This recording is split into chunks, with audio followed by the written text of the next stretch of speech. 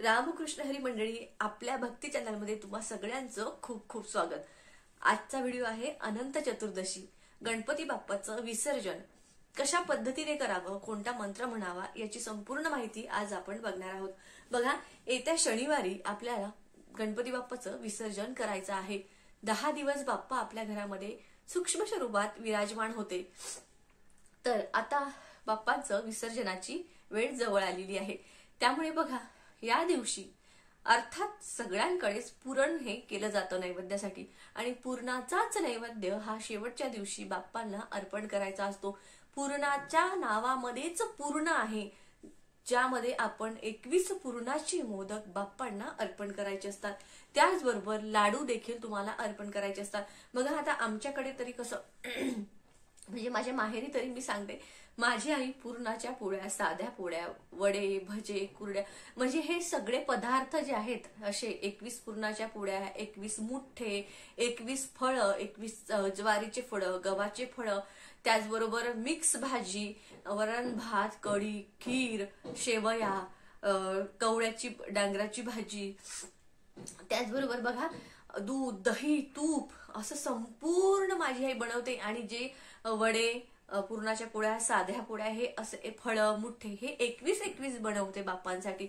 असं आमच्याकडे बाप्पांना शेवटच्या दिवशी जेवायला घालतात। त्याचबरोबर म्हणजे माझं लग्न झालं तेव्हापासून मी एवढं 21 नाही, पण 7 सगळं करते। म्हणजे 7 साध्या चपात्या, 7 पुरणाच्या, 7 वडे, 7 फळं, 7 मुठ्ठे, 7 दिवे, 7 लाडू, 21 मोदक, अशा प्रकारे मी करत असते। मात्र तुम्ही काहीही नाही केलं तरी चालेल, पण पूर्णाचा नैवेद्य बाप्पांना आवर्जून दाखवायचा। पूर्णाचा नैवेद्य म्हणजे तुम्ही पूर्ण केलं आहे, सॉरी, पूर्ण केलं आहे असं त्याचा अर्थ होतो। त्यामुळे आपल्याला शेवटच्या दिवशी पूर्णाचेच मोदक दाखवायचे असतात। आता बघा, तुम्हाला सकाळी 11च्या आतच आपण 11 वाजेपर्यंतच बाप्पांना जेवू घालायचं। आरती वगैरे झाली, आता सकाळची दिव्यांची आरती लावायची। तुम्ही तुपाच्या किंवा तेलाच्या दिव्यांची, तुम्हाला ज्या पद्धतीच्या तेलांची लावायची असेल तर तेलाची, किंवा तुपाची लावायची असेल तुपाची, तुम्ही तुपाच्या दिव्यांची आरती लावत असते, 7 दिव्यांची। माझी आई 21 दिव्यांची लावते, तुमच्या पद्धतीने तुम्ही लावा।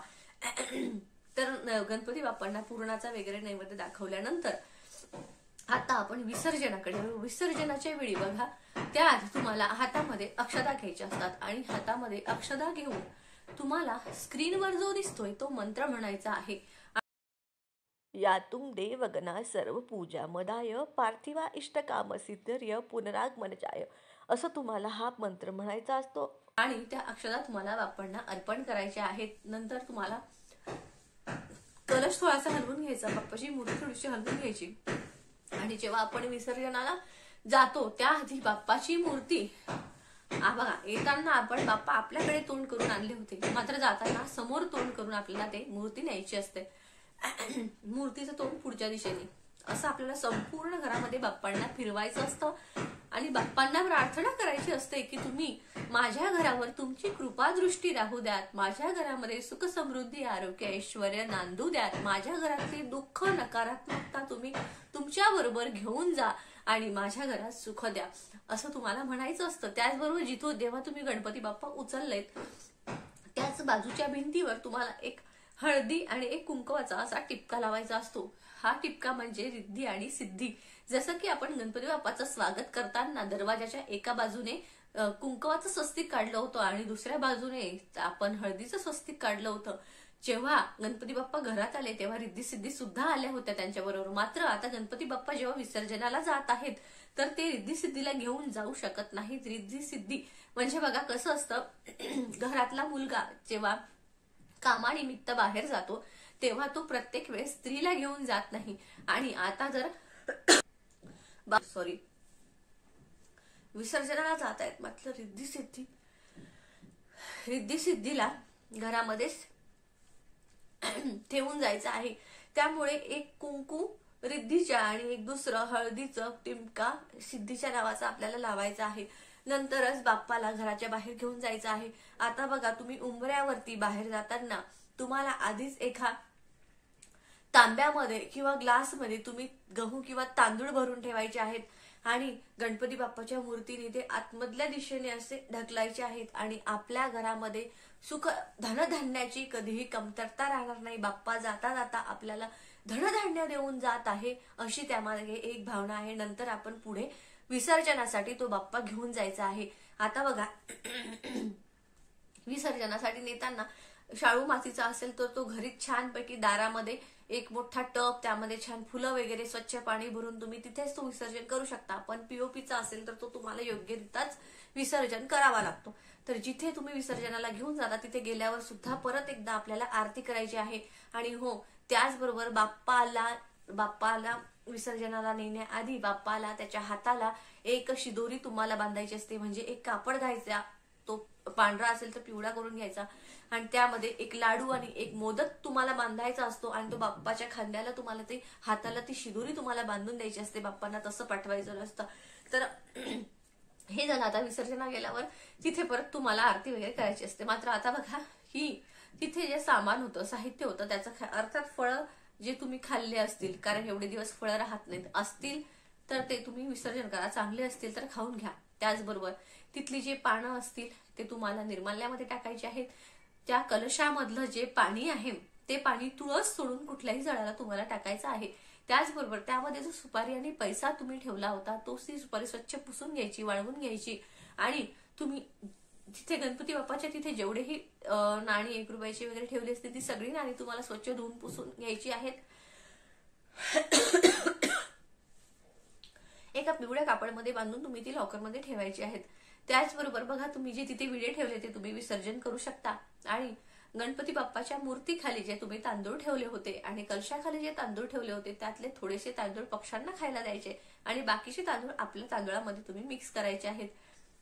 आता हे सगळं बाकीचं जे राहिलेलं फुलं वगैरे आहेत ते संपूर्ण साहित्य तुम्ही निर्माल्यामध्ये टाकायचं आहे. त्याचबरोबर बघा, जे ताट असतं त्या ताटामधलं देखील आपलं जे हळदी कुंकू अक्षता वगैरे ते सुद्धा आपल्याला बाप्पांच्या बरोबरच द्यायचं असतं. आता तुम्ही जिथे विसर्जनाला गेला तिथून तुम्हाला म्हणजे त्या नदीतला म्हणा किंवा तिथला तुम्हाला थोडीशी माती किंवा एखादा खडा तो घरी आणायचा असतो आणि तो आणून तुम्हाला घरी आणल्यानंतर तो जिथे आपला गणपती बाप्पाची आपण स्थापना केली होती त्या जागेवर तुम्हाला तो खडा किंवा ती माती तुम्हाला तिथे ठेवायची असते आणि परत एकदा तिथे आपल्याला गणपती बाप्पांची आरती ही करायची असते. आणि नंतर दुसऱ्या दिवशी मग तुम्ही तुमच्या झाडाच्या एखाद्या कुंडीमध्ये ती माती किंवा तो खडा तुम्ही तिथे ठेवू शकता. त्याचबरोबर बघा, एक लक्षात घ्या की तुम्ही तिथे विडे जे ठेवले होते आणि जी सुपारी तुम्ही कलशामध्ये टाकली होती ती कलशातली सुपारी आणि पैसा तुम्हाला लॉकरमध्येच ठेवायचा आहे. आणि जेही तिथे पैसे ठेवले आहेत ते सुद्धा तुम्हाला विसर्जन करायचे नाहीयेत, ते सुद्धा आपल्या घरीच आपल्याला ठेवायचे असतात. त्याचबरोबर बघा, जो कलशावरती आपण नारळ ठेवला होता तर तो नारळ तुम्ही विसर्जन देखील करू शकता आणि तुम्ही प्रसाद म्हणून तो फोडून देखील खाऊ शकता. त्यामुळे त्या नारळाचं जास्त टेन्शन घेण्याची गरज नाही. कित्येक वेळा तर आपण जेव्हा जिथे गणपती बाप्पा विसर्जन करायला जातो तिथे गेल्यावर तो नारळ फोडला जातो आणि सगळ्यांना प्रसाद म्हणून वाटला जातो किंवा मग तो काही जण पाण्यामध्ये विसर्जन देखील करतात.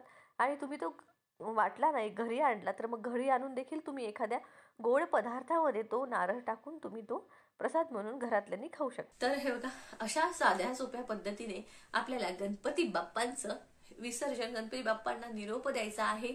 अगदी हे दिवस निघून जातात. आता पितृपक्ष सुरू होणार आहे. पितृपक्ष 15 सुरू होण्याआधी बघा, अनंत चतुर्थीच्या दुसऱ्या दिवशीच आपला पौर्णिमेचा सत्यनारायण असतो आणि या दिवशी ग्रहण सुद्धा आहे. तर ग्रहणाचे वेद, ग्रहणात काय करावं काय करू नये, त्याचबरोबर सत्यनारायण हा करावा कसा करावा, कधी करावा की नाही ही संपूर्ण माहिती आपण बघणार आहोत.